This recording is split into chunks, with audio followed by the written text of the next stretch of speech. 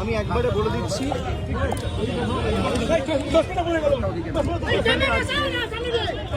ভাই আসতে লেগে যাবে।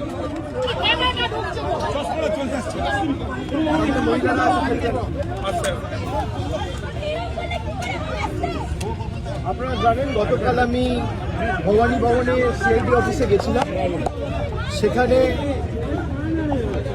আমাকে প্রায় 5.5 ঘন্টা জিজ্ঞাসাবাদ করেছে তদন্তকারী সংস্থার প্রতিনিধি, এবং আমি তাদের সাথে সহযোগিতা করেছি। আমার লিগাল রাইট, আমি কোর্টে মুভ করব। কোর্ট আমাকে 6টার মধ্যে গতকাল ভবানী ভবনে সিআইডি হেডকোয়ার্টারে সশরীরে উপস্থিত থাকার জন্য নির্দেশ দিয়েছি।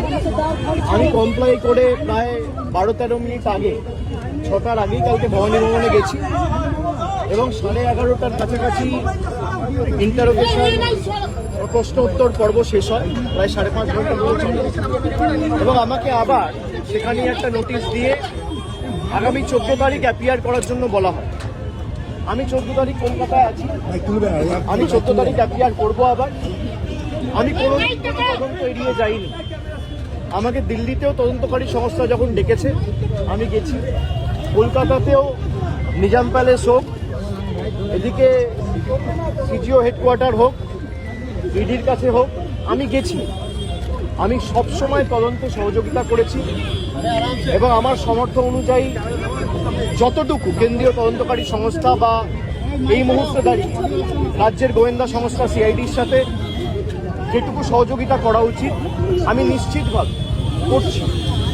আজকে আমাদের দলনেত্রীর বাড়িতে কিছু বৈঠক ছিল পূর্ব নির্ধারিত, সেখানে একাধিক বিধায়ক থেকে সাংসদ ছিলেন, এবং আমাদের এই মিটিংগুলো চলাকাল খুব সম্ভবত 4:30-4:45 নাগাদ যে সিআইডির একটা টিম এসেছিল আবার কোনো একটা আলাদা মামলায় আমাকে নোটিশ দিত।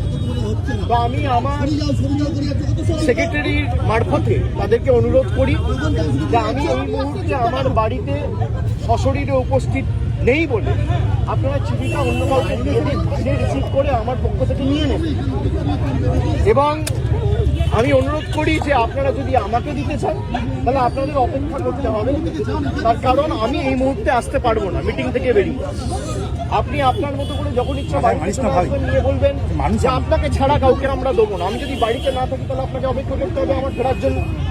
এখন প্রায় 7:20 বাজে, আমি বাড়িতে ঢুকেছি, আপনাদের সাথে কথা বলছি 5-10 মিনিট হয়েছে।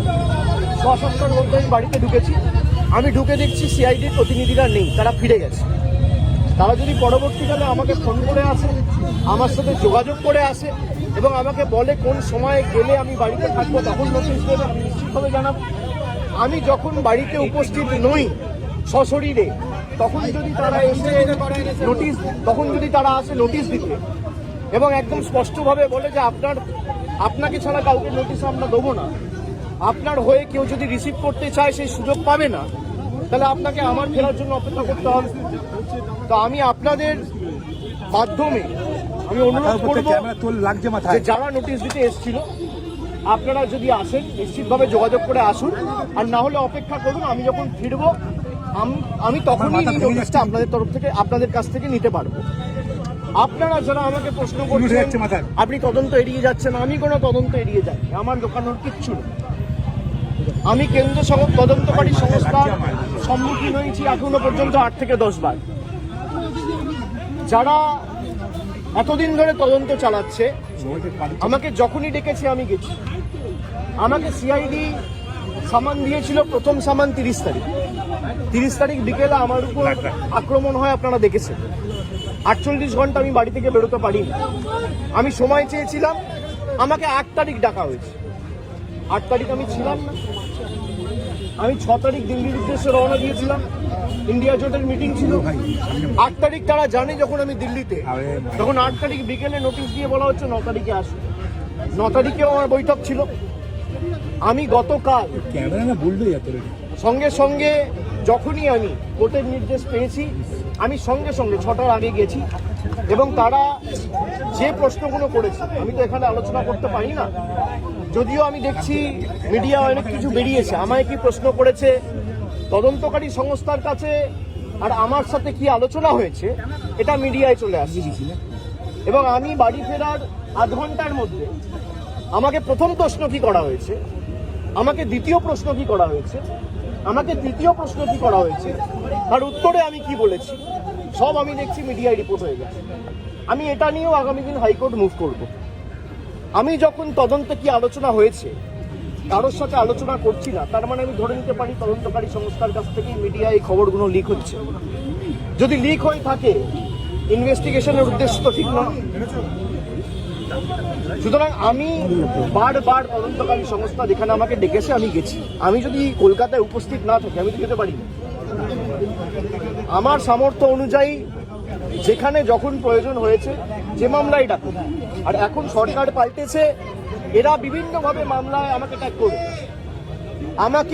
আমি শুনেছি যে মামলায় আজকে আমাকে নোটিশ দিতে এসছে, আমি বলেছি 4 তারিখের পর ডিজে বাজে। আমি প্রশ্ন করতে চাই যে আমি যদি সত্যি কোনো ভুল বলে থাকি, আমি এই স্টেটমেন্টগুলো কবে করেছি? নির্বাচন চলাকালীন। নির্বাচন যখন চলছে, ল অ্যান্ড অর্ডার, আইন শৃঙ্খলা কার আন্ডারে? ইলেকশন কমিশনের আন্ডারে। মমতা বন্দ্যোপাধ্যায়ের আন্ডারে তো ছিল না। তাহলে তখন আমার বিরুদ্ধে এফআইআর হলো না কেন? ইলেকশন কমিশনের বিরুদ্ধে কমপ্লেন হলে ইলেকশন কমিশন আমার বিরুদ্ধে ব্যবস্থা নিল না কেন? তার কারণ আমি যদি ডিজে বাজানোর কথা বলে থাকি, দেশের স্বরাষ্ট্রমন্ত্রী বলেছেন তৃণমূলের লোকেদের উল্টো করে ঝুলিয়ে দিয়ে সোজা করে দেবে। প্রত্যেক ক্রিয়ার সমান এবং বিপরীত প্রতিক্রিয়া রয়েছে। আপনি বলবেন জ্ঞানেশ কুমারকে যদি আমার এগেনস্টে অ্যাকশন নিতে হতো তাহলে অমিত শাহর বিরুদ্ধেও অ্যাকশন নিতে হতো। অমিত শাহর বিরুদ্ধে অ্যাকশন নেওয়ার ক্ষমতা ইলেকশন কমিশনের নেই, তাই আমার বিরুদ্ধেও অ্যাকশন নিতে পারেনি। সরকার বদলেছে, এখন মামলা হয়েছে। তাহলে আমার বিরুদ্ধে যদি মামলা হয় আমি ডিজে বাজাবো বলে, তাহলে অমিত শাহর বিরুদ্ধে এফআইআর হবে না কেন? আমরা তো কোর্টে মুভ করবো। তদন্তকারী সংস্থার কাছে রাজ্যের মুখ্যমন্ত্রী যদি এই কেস আমি বাংলা থেকে বহিরাগতদের আক্রমণ করেছি বলে আমার ভাষণে এই তদন্তভার সিআইডিকে দেওয়া হয়, তাহলে যে বহিরাগতরা এসে বাঙালিকে আক্রমণ করেছে সেই মামলার দায়ভার কেন সিআইডি বা সিবিআই কে দেওয়া হবে না? এই প্রশ্ন তো উঠবেই। এই প্রশ্ন তো এড়িয়ে যেতে পারে না। আপনারা এসব চাপের রাজনীতি, দল ভাঙানো আমরা অনেকদিন ধরে দেখছি। এসব করে কোনো লাভ নেই। 30 লক্ষ মানুষকে আপনারা ভোটার তালিকার বাইরে রেখে ভোট করেও তৃণমূল 41% ভোট পেয়েছে। 2,60,00,000 ভোট তৃণমূল কংগ্রেস পেয়েছে। তাদের প্রতিনিধিত্ব তৃণমূল কংগ্রেস করবে। এক চুল জায়গা তৃণমূল কংগ্রেস ছাড়বে না। থমকে চমকে সিআইডি দিয়ে, সিবিআই দিয়ে, দল ভেঙে, উৎসাহ করে, গায়ের জোরে কর্মীদের মিথ্যা মামলায় ফাঁসিয়ে, ফলস কেসে ইমপ্লিকেট করে, পার্টি অফিস দখল করে, বাড়ি ভেঙে, ঘর জ্বালিয়ে তৃণমূল কংগ্রেসকে দমিয়ে দেবো। সিপিএম এর বিরুদ্ধে লড়াই করে 34 বছরের জগদ্দল পাথরকে সরিয়ে তৃণমূল কংগ্রেস ক্ষমতায় এসছে মানুষের আশীর্বাদ। 2011 সালের পরিবর্তন আর 2026-এর পরিবর্তনটা খালি একটু তুলনা করুন। মানুষের মধ্যে কোনো আবেগ নেই, স্বতঃস্ফূর্ততা নেই। 8টার পর রাস্তা শূন্য, ফাঁকা। বিজেপি বিজয় মিছিল বার করতে পারছে না। যারা বড় বড় ভাষণ দিচ্ছে, আমি বলবো রাজনৈতিকভাবে মোকাবিলা করুন। মানুষ যদি আপনাদের জিতিয়ে থাকে, মানুষের জন্য কাজ করুন। মানুষ বুলডোজারের জন্য ভোট দেয়নি, মানুষ কর্মসংস্থানের জন্য ভোট দিয়েছে, শান্তি শৃঙ্খলা সম্প্রীতির জন্য ভোট দিয়েছে। মানুষ উন্নয়নের স্বার্থে ভোট করুন। উন্নয়ন, দিল্লির সাথে লড়াই করে টাকা আনুন। আপনারা ভোটের আগে বলেছিলেন অন্নপূর্ণা ভান্ডার, আর ভোটের পর মানুষ দেখছে বুলডোজার। এই দ্বিচারিতা তো চলতে পারে না। আমি মিডিয়ার বন্ধুদের বলবো, কোনো স্পেকুলেশন, কোনো আলোচনা না করে যদি কেউ ভুল তথ্য পরিবেশন করেন, আমরা কিন্তু বাধ্য হব হাইকোর্ট সুপ্রিম কোর্ট অবধি যেতে পৌঁছাতে। আপনাদের দায়িত্ব, আপনারা সঠিক তথ্যটা মানুষের কাছে উপস্থাপিত করবেন, পরিবেশন করবেন। আপনারা রটনাকে ঘটনা বানিয়ে দেখাবেন না। আমার সাথে তদন্তকারী সংস্থার কি কথা হলো, আমার সাথে অন্য কারোর কি কথা আপনি দেখিয়ে দিচ্ছেন। আমার সাথে রাহুল গান্ধীর মিটিং হয়েছে, তৃতীয় ব্যক্তি কেউ নেই। আমি আর রাহুল গান্ধী কি কথা হয়েছে আপনারা বলুন। আমিও মিডিয়ার সাথে কথা বলবো, রাহুল গান্ধী। আপনারা জানছেন কোত্থেকে? আপনারা আপনাদের মতো স্পেকুলেট করে খবর যা পাচ্ছেন বলে দিচ্ছেন।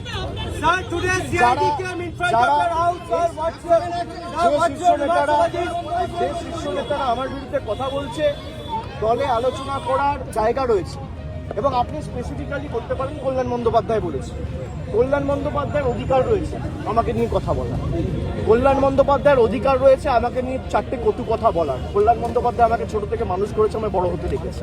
আমি এই কথাগুলো নিয়ে খারাপভাবে নিই না। ওনার একটা ঘটনা হয়তো খারাপ লাগতে পারে, উনি বলেছেন, কিন্তু আমি আমার কোনো ব্যক্তিগত ক্রোধ বা আমার কোনো ব্যক্তিগত ক্ষোভ কল্যাণ বন্দ্যোপাধ্যায়ের বিরুদ্ধে নেই।